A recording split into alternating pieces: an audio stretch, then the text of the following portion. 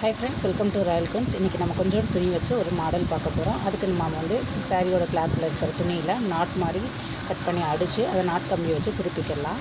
இப்போ பார்த்திங்கன்னா அந்த பார்டர் பீஸை இப்படி கட் பண்ணி வச்சுக்கிட்டு இப்போ வந்து ஒரு 3/4 இன்ச்சஸ்க்கு நம்ம அளவு எடுத்துக்கிட்டோம். சென்டர் பாயிண்ட்டை கரெக்டாக மடித்து விட்டு அந்த 1/4 இன்ச்சு பைப்பிங் வச்சு நம்ம இந்த மாதிரி வந்து சென்டரில் டாட் போட்டுட்டு இதே மாதிரி வந்து நம்ம ஃபுல்லாக அடிச்சுக்கிறணும். இது மாதிரி 2 பீஸ் வந்து நம்ம அடிக்கணும். இப்போ இன்னொரு பீஸும் அடித்தாச்சு.